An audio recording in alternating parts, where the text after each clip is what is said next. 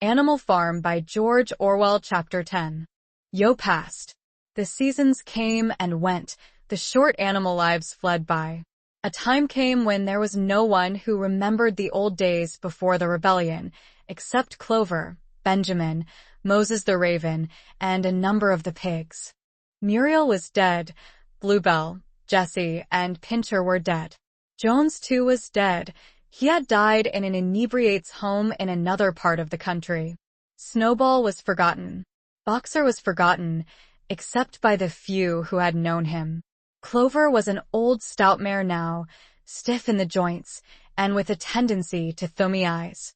She was 2 years past the retiring age, but in fact no animal had ever actually retired. The talk of setting aside a corner of the pasture for superannuated animals had long since been dropped. Napoleon was now a mature boar of 24 stone. Squealer was so fat that he could with difficulty see out of his eyes. Only old Benjamin was much the same as ever, except for being a little grayer about the muzzle, and, since Boxer's death, more morose and taciturn than ever. There were many more creatures on the farm now, though the increase was not so great as had been expected in earlier years. Many animals had been born to whom the rebellion was only a dim tradition, passed on by word of mouth, and others had been bought who had never heard mention of such a thing before their arrival. The farm possessed 3 horses now besides Clover. They were fine upstanding beasts, willing workers and good comrades, but very stupid. None of them proved able to learn the alphabet beyond the letter B. They accepted everything that they were told about the rebellion and the principles of animalism, especially from Clover, for whom they had an almost filial respect, but it was doubtful whether they understood very much of it. The farm was more prosperous now and better organized. It had even been enlarged by 2 fields which had been bought from Mr. Pilkington. The windmill had been successfully completed at last, and the farm possessed a threshing machine and a hay elevator of its own, and various new buildings had been added to it.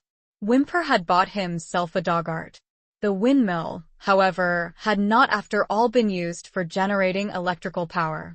It was used for milling corn, and brought in a handsome money profit. The animals were hard at work building yet another windmill. When that one was finished, so it was said, the dynamos would be installed. But the luxuries of which Snowball had once taught the animals to dream, the stalls with electric light and hot and cold water, and the 3-day week, were no longer talked about.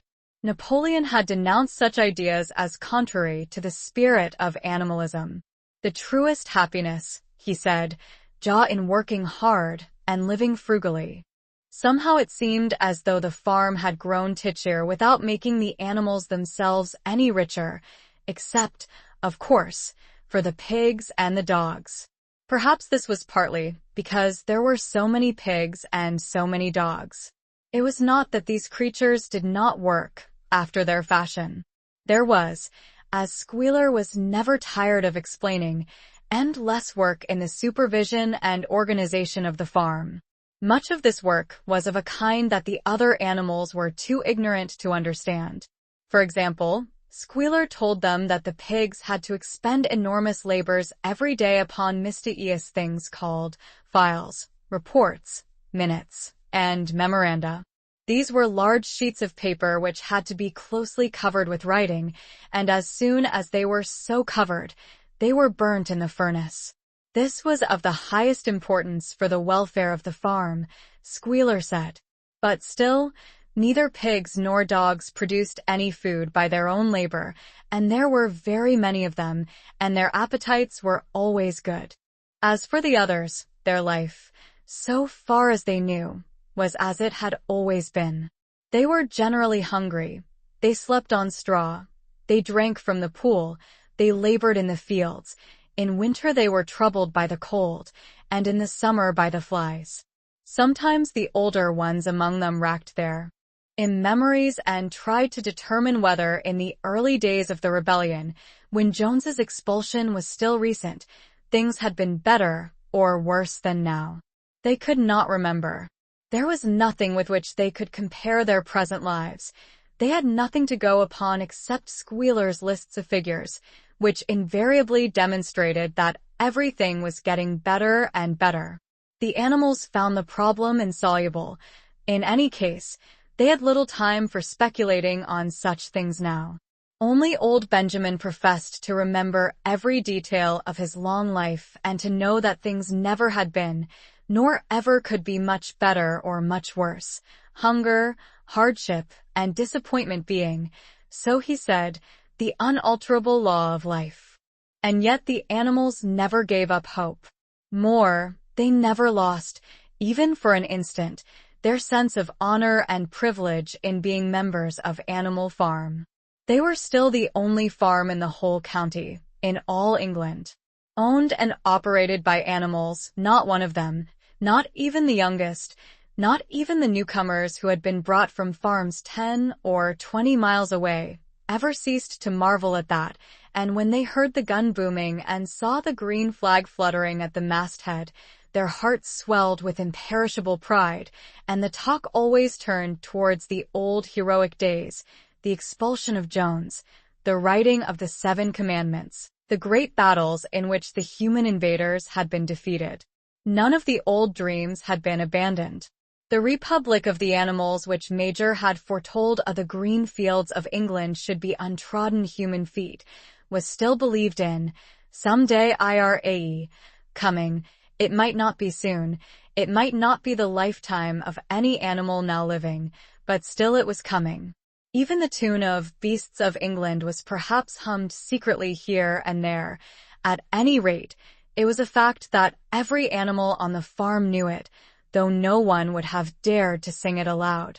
It might be that their lives were hard and that not all of their hopes had been fulfilled, but they were conscious that they were not as other animals. If they went hungry, it was not from feeding tyrannical human beings.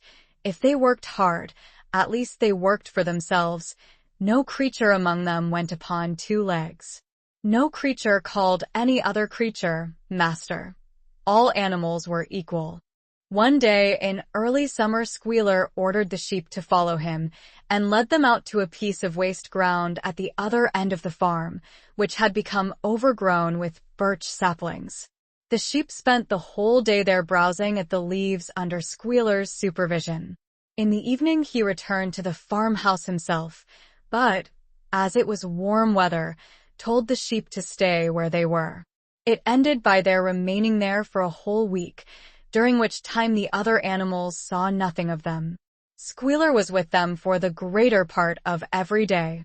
He was, he said, teaching them to sing a new song, for which privacy was needed. TT was just after the sheep had returned, on a pleasant evening when the animals had finished work and were making their way back to the farm buildings, that the terrified neighing of a horse riz sounded from the yard. Startled, the animals stopped in their tracks. It was Clover's voice. She neighed again, and all the animals broke into a gallop and rushed into the yard. Then they saw what Clover had seen. It was a pig walking on his hind legs. Yes, it was Squealer. A little awkwardly, as though not quite used to supporting his considerable bulk in that position, but with perfect balance, he was strolling across the yard. And a moment later, out from the door of the farmhouse came a long file of pigs, all walking on their hind legs. Some did it better than others. 1 or 2 were even a trifle unsteady and looked as though they would have liked the support of a stick, but every one of them made his way right round the yard successfully, and finally there was a tremendous baying of dogs and a shrill crowing from the black cockerel, and out came Napoleon himself, majestically upright, casting haughty glances from side to side, and with his dogs gambolling round him. He carried a whip in his trotter. There was a deadly silence. Amazed, terrified, huddling together, the animals watched the long line of pigs march slowly round the yard. It was as though the world had turned upside down. Then there came a moment when the first shock had worn off, and when, in spite of everything, terror of the dogs, and of the haw through long years, of never titicizing, no matter what Hap have uttered some word of protest. But just at that moment, as though at a signal, all the sheep burst out into a tremendous bleating of, "For legs good, 2 legs better. For legs good, 2 legs better. For legs good, 2 legs better." It went on for 5 minutes without stopping, and by the time the sheep had quieted down, the chance to utter any protest had passed, for the pigs had marched back into the farmhouse. Benjamin felt a nose nuzzling at his shoulder. He looked round. It was Clover. Her old eyes looked dimmer than ever. Without saying anything, she tugged gently at his mane and led him round to the end of the big barn, where the sever commandments were written. For a minute or two they stood gazing at the tarred wall with its white lettering. "My sight is failing," she said finally. "Even when I was young I could not have read what was written there. But it appears to me that that wall looks different. Are the 7 commandments the same as they used to be, Benjamin?" For once Benjamin consented to break his rule, and he read out to her what was written on the wall. There was nothing there now except a single commandment. It ran, "All animals are equal, but some animals are more equal than others." After that it did not seem strange when next day the pigs who were supervising the work of the farm all carried whips in their trotters. It did not seem strange to learn that the pigs had bought themselves a wireless set, were arranging to install a telephone, and had taken out subscriptions to John Bull, Titbits, and the Daily Mirror. It did not seem strange when Napoleon was seen strolling in the farmhouse garden with a pipe in his mouth. No, not even when the pigs took Mr. Jones's clothes out of the wardrobes and put them on, Napoleon himself appearing in a black coat, rat-catcher breeches, and leather leggings, while his favorite sow appeared in the watered silk dress which Mrs. Jones had been used to wear on Sundays. A week later, in the afternoon, a number of dog carts drove up to the farm. A deputation of neighboring farmers had been invited to make a tour of inspection. They were shown all over the farm and expressed great admiration for everything they saw, especially the windmill. The animals were weeding the turnip field. They worked diligently, hardly raising their faces from the ground, and not knowing whether to be more frightened of the pigs or of the human visitors.